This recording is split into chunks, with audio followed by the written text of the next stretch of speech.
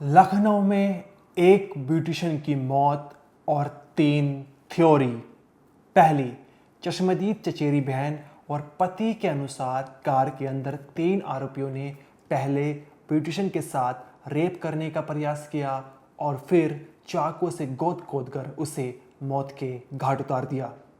वो आए लड़के तीनों और तीनों के साथ हम लोग मतलब हम तो वो दोनों लोग हम लोग चले गए। ये लोग पहले से ड्रिंक भी किए थे, गाड़ी में ड्रिंक भी रखी थी। ये लोग आगे जाके जब लोग नहा क्रॉसिंग किया हम लोग के साथ बदतमीजी की है, छेड़खानी मतलब की है।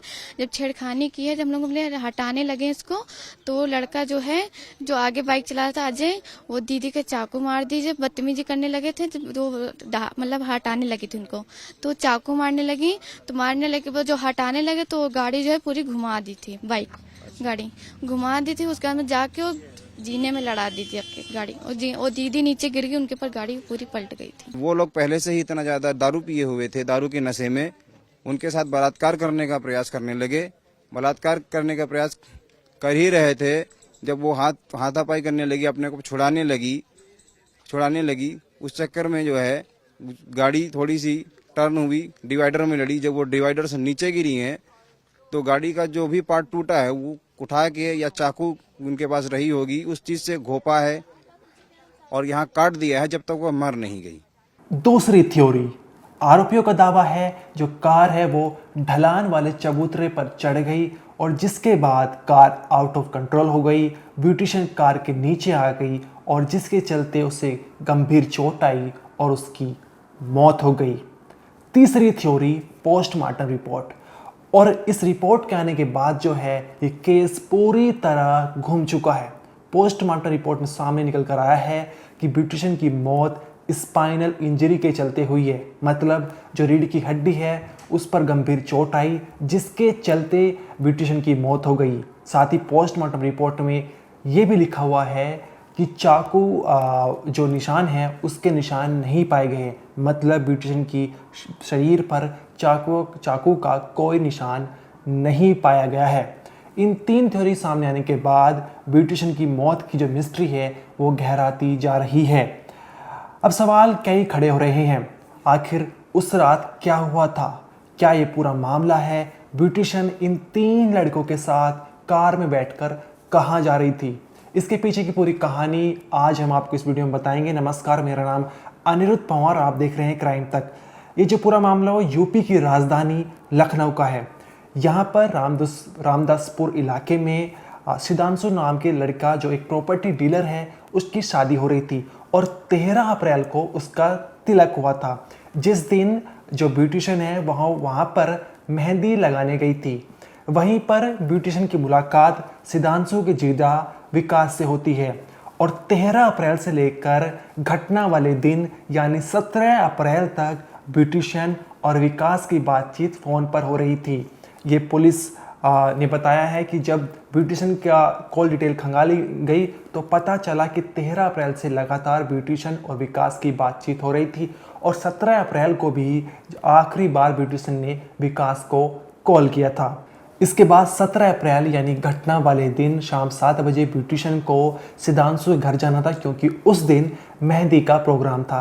लेकिन किसी वजह से जो प्रोग्राम है वो पोस्टपोन हो चुका था और अब 11 बजे ब्यूटिशियन के पास फ़ोन आता है कि तुम मेहंदी लगाने आ जाओ। ब्यूटिशियन मना कर देती है कि बहुत देर हो चुकी है, अंधेरी रात है और 12 बजने वाले, मैं इस समय मेहंदी लगाने नहीं आ सकती हूँ। इसके बाद सिद्धांशु कहता है कि मैं अपने जीजा विकास और 2 अन्य लोगों को कार के साथ भेज रहा हूँ और वे तुम्हें लेने आएंगे और साथ ही छोड़कर भी जाएंगे तुम्हारे घर। विकास जो था वो सिद्धांशु का जीजा था।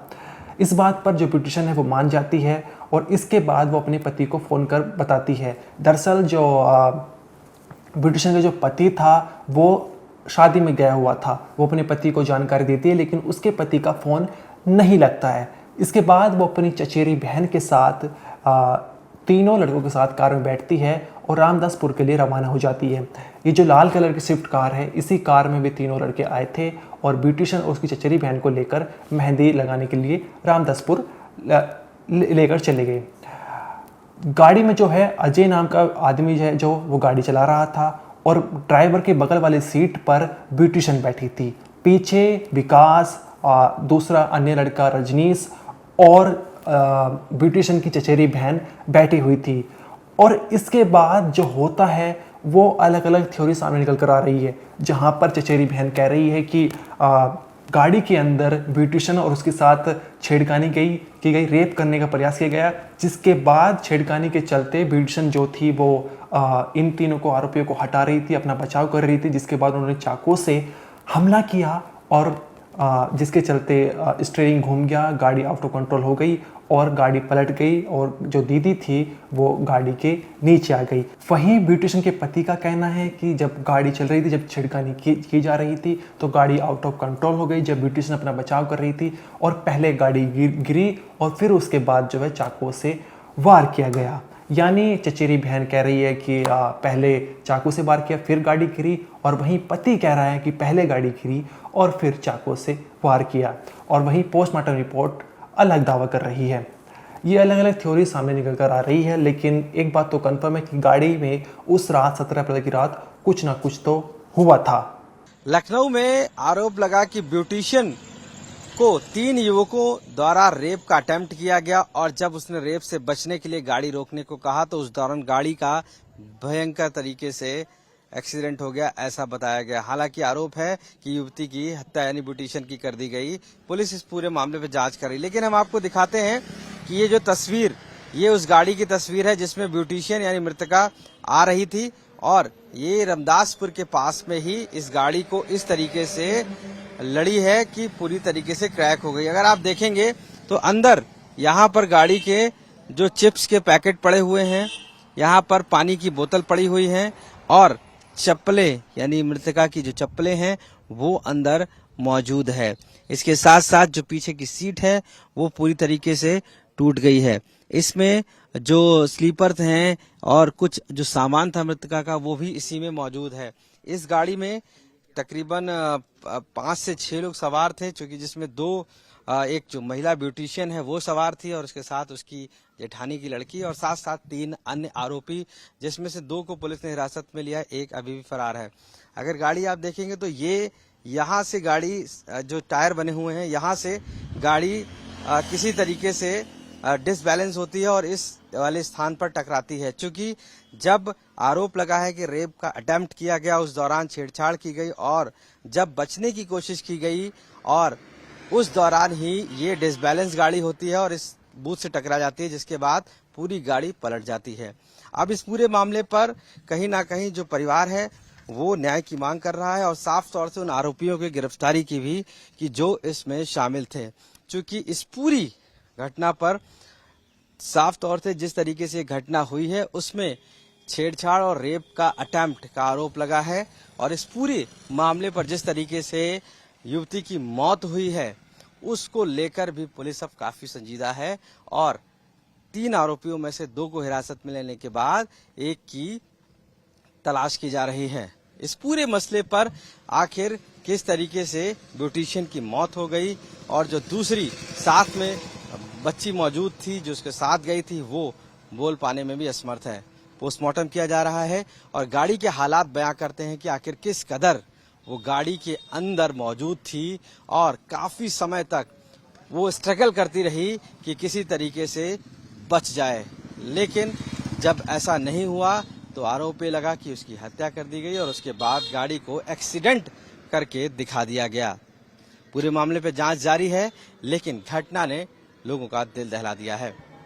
यह आपने गाड़ी की हालत देखी, किस तरह की गाड़ी की हालत हुई है। लेकिन एक सवाल और बन रहा है, गाड़ी में 5 लोग थे लेकिन चोट सिर्फ ब्यूटिशियन को आई है। मान लिया कि ब्यूटिशियन वाले साइड की तरफ से गाड़ी पलटी थी, मतलब ड्राइवर और ड्राइवर के बगल वाली सीट पर जो थी ब्यूटिशियन बैठी थी और उस तरफ से गाड़ी पलटी, लेकिन ब्यूटिशियन के पीछे वाली सीट पर भी उस साइड वो भी वहाँ पर भी तो कोई बैठा हुआ, उस व्यक्ति को चोट क्यों नहीं आई? वहाँ पर चचेरी बहन भी हो सकती है और वहाँ पर इन तीनों आरोपियों में से भी कोई हो सकता है। जब ये एक्सीडेंट हो चुका था, जब गाड़ी पलट चुकी थी, तो ये तीनों आरोपी वहाँ से फरार हो चुके थे। इन्होंने दारू की बोतल भी साथ में ले ली थी ताकि ये पूरी तरह से एक्सीडेंट लगे।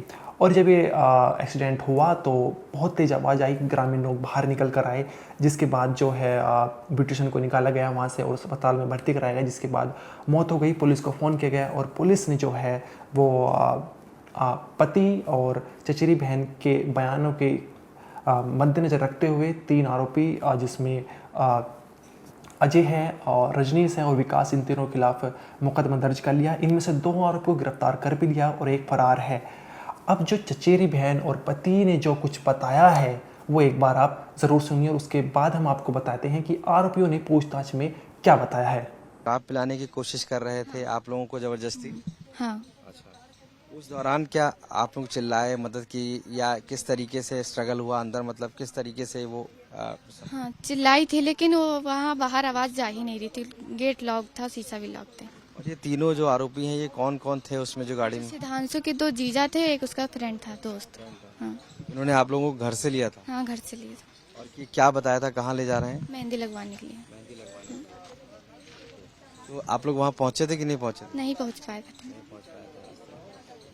और जब ये एक्सीडेंट हो गया उस दौरान पुलिस आई या क्या हुआ था, किस समय, कैसे आप लोग फिर होश आया, कैसे पहुँचे आगे? वो लड़के तीनों भाग गए थे। जब हमको होश आया था तो हम चिल्लाए, गांव के आदमी आए, तब गाड़ी हटाई, दीदी को उठाया, तब मतलब भाई को मैंने फ़ोन किया, फिर जीजू को फ़ोन किया, तब एम्बुलेंस पुलिस लोग आई थी वहाँ। क्या चाहती हैं अब आप, क्योंकि आप प्रत्यक्षदर्शी हैं, एक तरीके से आपने देखा सब कुछ, आपने देखा क्या वो चाकू मारे गए दीदी को वहाँ पे? हाँ।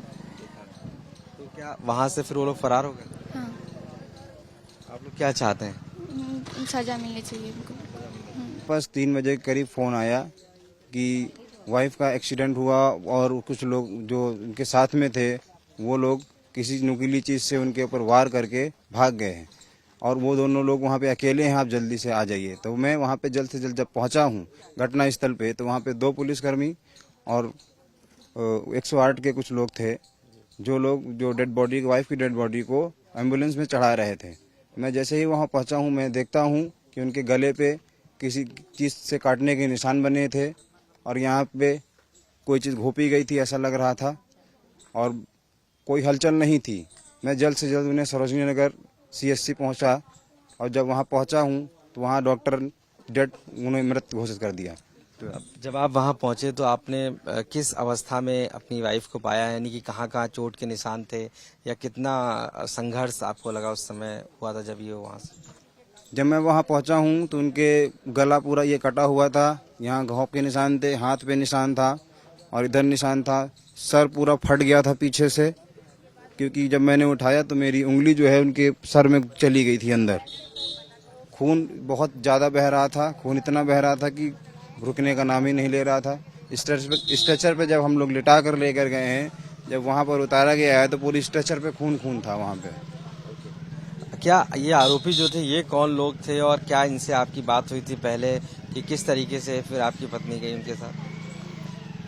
ये जो आरोपी रहे हैं, जिस लड़के की मेहंदी का फंक्शन था सुधांशु, उस लड़के की कार से ये लोग आए हैं। सुधांशु से वाइफ की हमारी बातचीत हुई थी मेहंदी लगाने के लिए, लेकिन उनके घर में कुछ प्रॉब्लम्स हुई जिसकी वजह से ये हुआ कि मेहंदी फंक्शन नहीं होगा और वाइफ हमारी 11 बजे तक जो है उन्हें यह लगा कि मेहंदी फंक्शन नहीं होगा तो फिर वह नहीं गई। लेकिन 11 बजे के बाद मैं 7:30 बजे शादी में गया था तो मेरी 11 बजे कॉल पे बात हुई थी वाइफ से हमारी, तो वो रूम पर ही थी।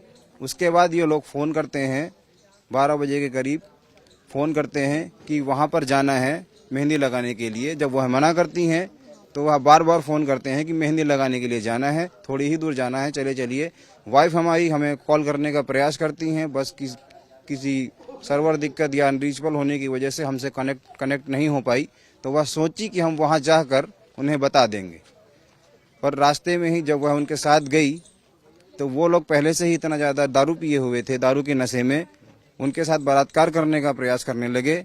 बलात्कार करने का प्रयास कर ही रहे थे, जब वो हाथापाई करने लगी, अपने को छुड़ाने लगी, उस चक्कर में जो है गाड़ी थोड़ी सी टर्न हुई, डिवाइडर में लड़ी। जब वो डिवाइडर से नीचे गिरी हैं तो गाड़ी का जो भी पार्ट टूटा है वो उठा के या चाकू उनके पास रही होगी उस चीज़ से घोपा है और यहाँ काट दिया है जब तक वह मर नहीं गई। ये तो आपने ब्यूटिशियन के पति और चचेरी बहन का बयान सुना, लेकिन इसके बाद जो है पोस्टमार्टम रिपोर्ट सामने निकल कर आती है और आरोपियों से पूछताछ की जाती है। जो 2 आरोपी पकड़े गए थे, आरोपी ने कहा था कि जो हम उस दिन हमने ड्रिंक कर रखी थी और हम जब ब्यूटिशियन को घर से ला रहे थे तो एक चबूतरा आ गया, जो ढलान वाला चबूतरा था वो हमें दिखा नहीं, कार उस पर चढ़ी और वो कार पलट गई, जिसके चलते ब्यूटिशियन को गंभीर चोट आई और उसकी मौत हो गई। लेकिन एक सवाल वो भी है कि किसी और को चोट क्यों नहीं आई है। और दूसरा जो है, पोस्टमार्टम रिपोर्ट में सामने निकल कर आया है कि रीढ़ की हड्डी में चोट आई है और उसकी वजह से ही ब्यूटिशियन की मौत हुई है। चाकू का कोई निशान नहीं मिला है।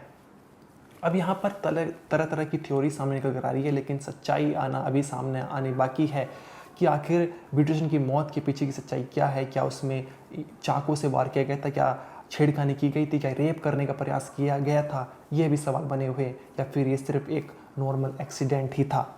कल शाम को थाना बंथरा पे एक तहरीर प्राप्त हुई थी, जिसमें कि एक व्यक्ति ने बताया कि उनकी पत्नी एक दिन पूर्व कुछ व्यक्तियों के साथ गाड़ी में जा रही थी, जिसके बाद वह गाड़ी दुर्घटनाग्रस्त हो गई, जिसमें कि उनकी पत्नी की दुखद मृत्यु हो गई। इसमें उनके लगाए गए आरोपों के अनुसार सुसंगत धारा में अभियोग पंजीकृत कर लिया गया है एवं नामजद अभियुक्तों में से 2 को पूछताछ हेतु पुलिस ने हिरासत में ले लिया है। महिला का शव का पोस्टमार्टम एक डॉक्टर के पैनल द्वारा कराया गया था, जिसमें कि प्रथम दृष्टिया उनके जो मृत्यु का कारण है वह एक्सीडेंट के द्वारा चोटें आया है। विवेचना में जो भी आरोप लगाए गए हैं उनकी गहनता से जांच की जा रही है। पुलिस ने 2 आरोपी को गिरफ्तार कर लिया, लेकिन एक आरोपी अभी भी फरार है और पुलिस उसकी तलाश में है। और साथ ही 3 थ्योरी सामने आने के बाद ब्यूटिशियन की जो मौत है वो मिस्ट्री बन चुकी है और सच्चाई आनी बाकी है। पुलिस इन्वेस्टिगेट में लगी हुई है और जैसे ही इस केस में अपडेट आएगी आपको ज़रूर बताएंगे। इस वीडियो में इतना ही। आप देखते रहिए क्राइम तक।